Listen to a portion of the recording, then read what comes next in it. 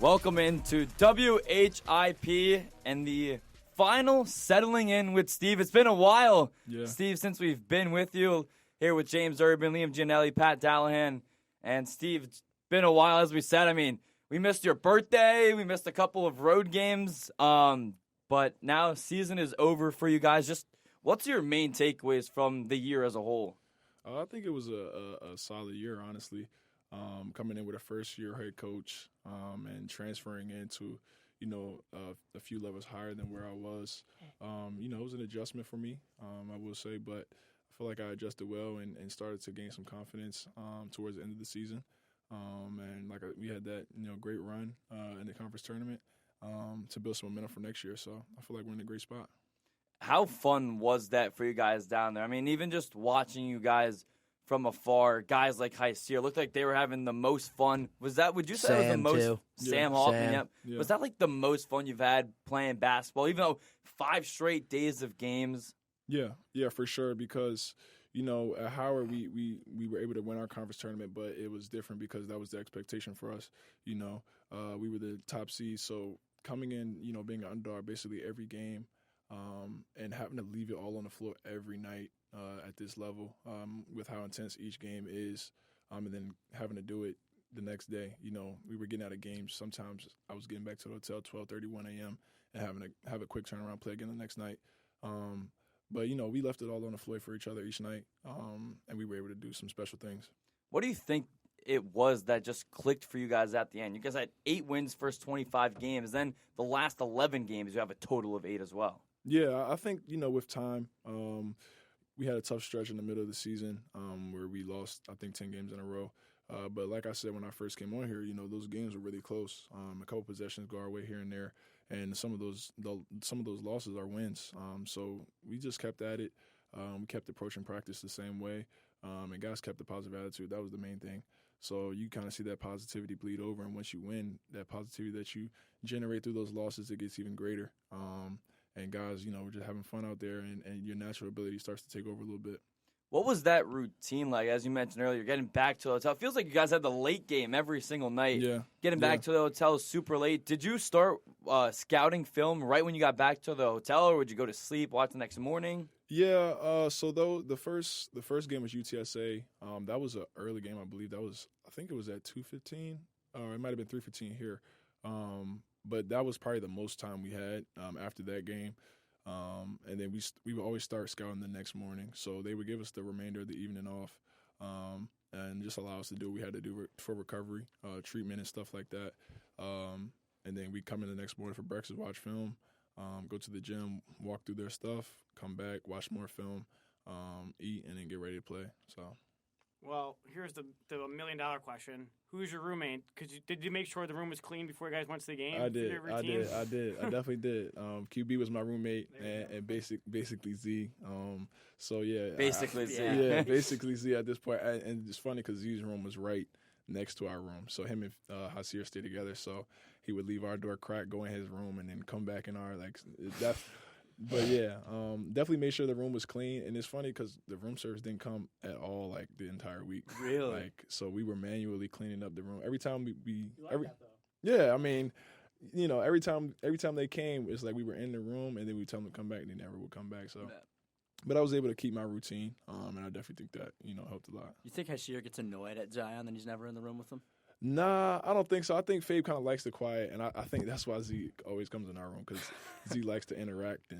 But Fabe has his headphones on, and he has his shows to be watching. And, when he takes his headphones off, he always tells us about the show and what's going on in it. So I think Fabe is he likes to stay to himself a little bit. What's he watching? I forgot the show, but he's been telling me so much about it. I probably don't even have to watch it at this point. I forgot what it's called, though. But it's funny. He comes to dinner with his headphones on. He'd be so locked into it on everything and bus, everything. What was seeing all the the fan love, whether it was from social media, NIL? What was that like from afar in Texas? Oh, it was great. Like I said, we've been through so much this season, and you see both sides of it. When you're not doing so well, to see that kind of turn and see what this fan base is capable of when you have some success. It's a great thing. And I've seen it. I knew what it was capable of. especially Philly fans, like the love that you get when you're a good team. You know what I'm saying? When you do good things. So we kind of saw what it looks like, what we can do. And like I said, that just adds the momentum for next year. So Yeah, for sure. The last time we had you on, I'm pretty sure it was like a few days before you guys went to FAU, yeah, which was over a month ago. yeah. You guys lost that game, and then you won 3 games after that, and you kind of found your stride at the end of the season. And then, of course, the conference tournament run. Mm-hmm. You knew how close you guys were to finally winning those games. Was the conference tournament kind of like finally a moment where you proved to yourself you guys were who you thought you were? Yeah. Like I think we ended up, like you said, we had won 3 straight after FAU, lost 2, and then we won the next, I think, 5. One. Yeah, you guys won at Wichita and then at Rice, which were 2 impressive wins. Yeah. So again, we had just stayed with it, honestly. Just kept putting in the work, kept showing up every day with the right attitude. And as you get wins, you start to trust more and more. I think guys were bought in from the jump, but when you see your work start to pay off a little bit, it just makes you want to put in more work and makes you want to come back to the gym.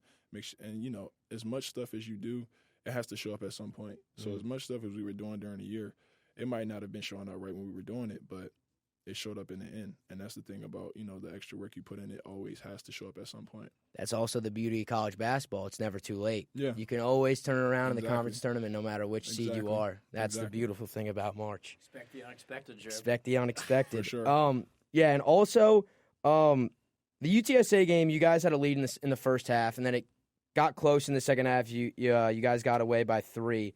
Was the SMU game kind of where you guys found your stride? Because the offense was clicking on like all cylinders that game. Yeah, I think it started honestly on that Sunday when we played UTSA.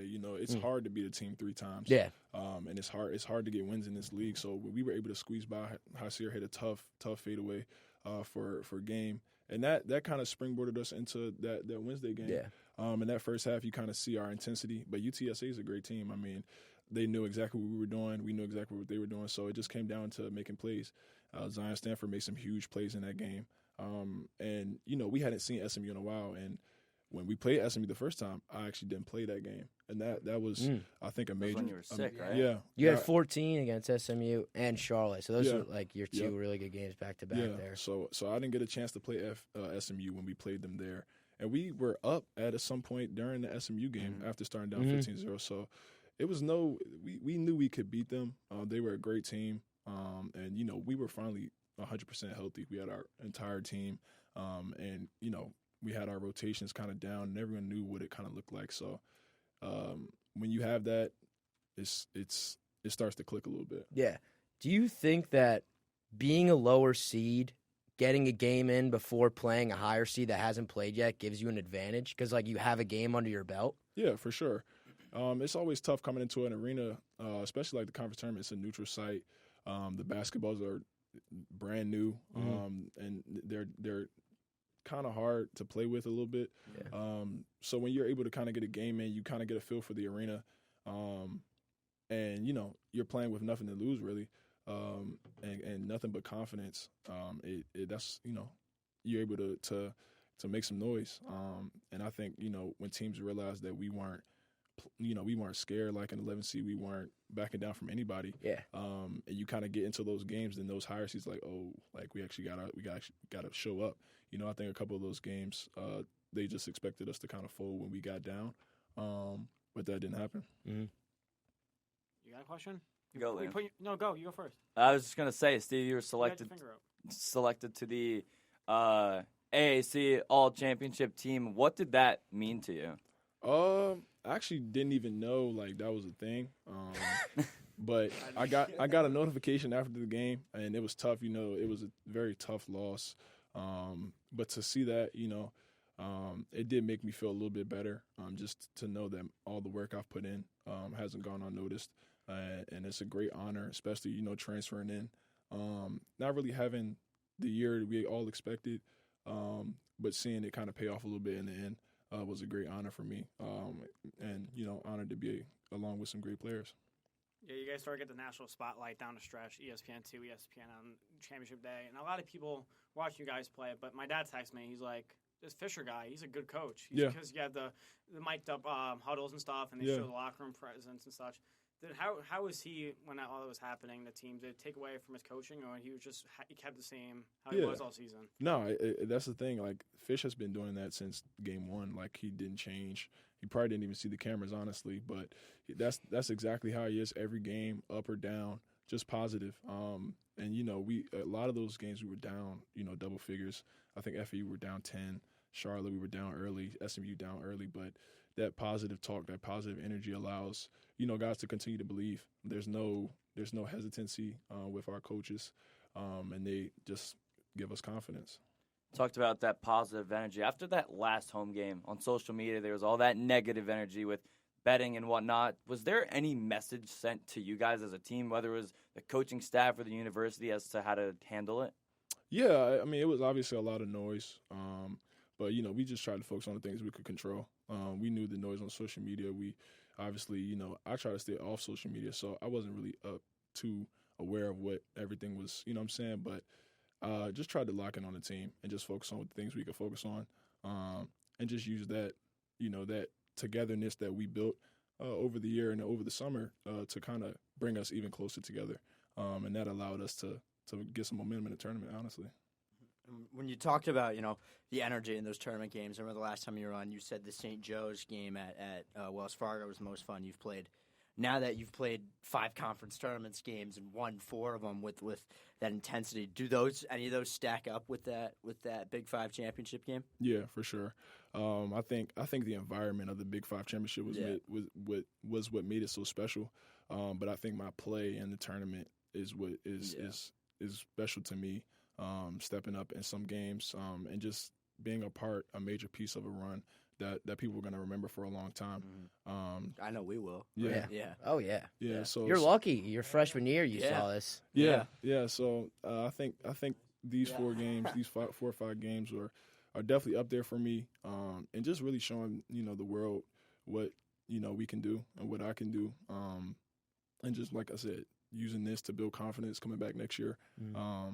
To do something special again. Yeah.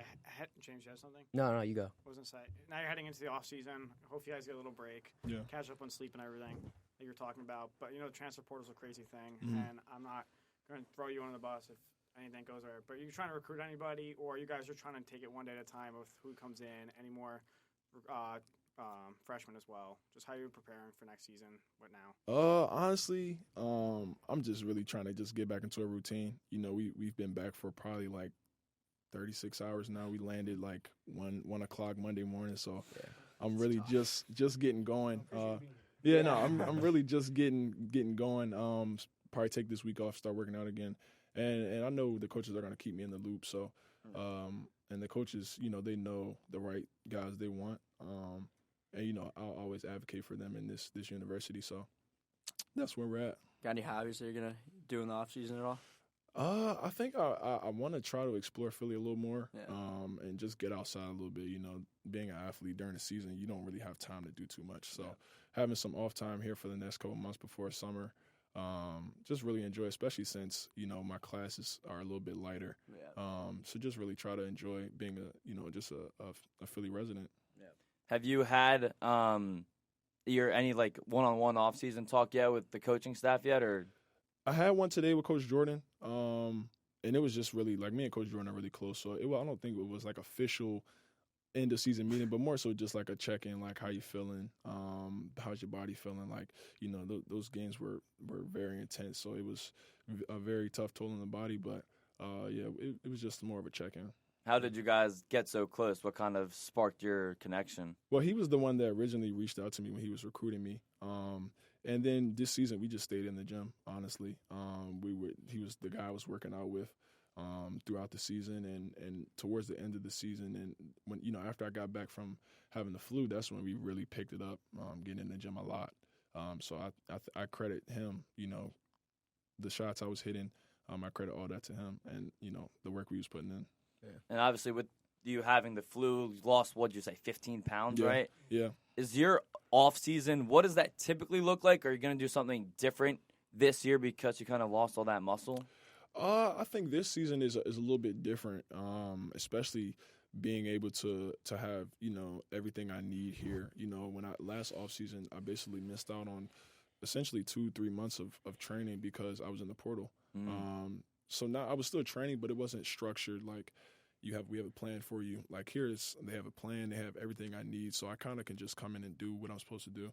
And I've seen the results show already. So having a full off season from, I guess it's March to September, October when the season's about to ramp up, it's going to be huge for me. And I think, and I'm 23 now, so I think, things will really pick up for me next year. And I think I'm, on tap for a big season. What's the part of your game that you're looking to work on the most? I think with me, it's just mental. I think everything is my mentality. I think I have the skills to compete with the best players in the country. But I think for me, it's always believing in my abilities. I think as you see the season goes on, my confidence in myself gets greater. The conference tournament was probably the most confidence I've had in myself. Those couple games, SMU, Charlotte, and just playing without thinking at all and just letting my natural abilities take over. Yeah, sure. Obviously going to put on a couple pounds, but that's going to come. I don't need to harp on that. I don't think that's dire, but more so just for the metrics of it. So just really working on my mental, honestly. Yeah. You mentioned putting on a couple pounds. Obviously, the recovery aspect of playing 5 games in 5 days is really important. What's your diet looking like? Because nutrition is, I would argue, even more important. Yeah. Here comes James, the gym rat. My mom's a nurse, so like I'm really big on like nutrition and how you eat. And being an athlete, Division I athlete, pro athlete, whatever it may be, I'd argue diet is up there, number one. For sure. What is your in-season, off-season, whatever it may be, diet looking like? Favorite meal, go-to? Yeah, see, for me, I'm lucky. I'm slim, so I don't really have too much that I try to stay away from. Me, it's just trying to get calories. Yeah. I'm big on Chipotle. Okay. I can get 1,800 calories in one sitting for about $12. So for me, it's just eating whatever I can. I love steak during the season. Chicken, pasta, those are kind of the things I stick towards. And just I'm really consistent with what I eat. I have a meal plan drawn up by Coach Son, our strength and conditioning coach. Nice. And I just try to stick towards that. So it's a lot of chicken, a lot of steak, rice, potatoes, just healthy stuff that I can, that's easy to cook. And, especially for a young guy like me who doesn't really have all the tools in the kitchen, it's pretty good. Steak and chicken, it's super easy. Super easy, and it tastes, it's good. Just make sure you season. Yeah, for sure. Mateo is top chef. Like I actually got to ask Mateo because Mateo he eats all his meals are homemade. Like his girl come over, and she'll just prep meals for him like for weeks like that she's not there, and Mateo be eating really good, man. Like honestly, so. I know you said earlier you want to explore Philly. I'm sure you've explored Temple. What's your favorite restaurant or food spot on campus? I really like Maxie's, honestly. Yeah, we went there for a couple of Coach Fish's radio shows, and it's just a good vibe. Like, it's just a cool vibe in there. They have really good wings. I'm a big wings, and I just like party food, like pizza. And it's just a cool vibe. We go there with the team and just enjoy each other's company. And some of the fans that are around there taking pictures and just stuff like that. And it's right there on campus, so we're right there in the mix. And it's just, like I said, it's just a good little fun vibe. For sure. One thing, I remember the last time that we had you on, I asked, do you think like this group of guys and Coach Fisher like heading towards the future has what it takes to get back to the NCAA tournament? And I was talking like next season, the season after that. Little did we know you guys were just 40 minutes away from getting there this year. Yeah. I mean, that's got to give you guys all the confidence in the world heading into next year that you guys could do it, like, for sure. Yeah, for sure. I mean, we thought we could get there this year. Yeah. Obviously you go through things during the season, bumps, some bumps in the road. It's never a straight path.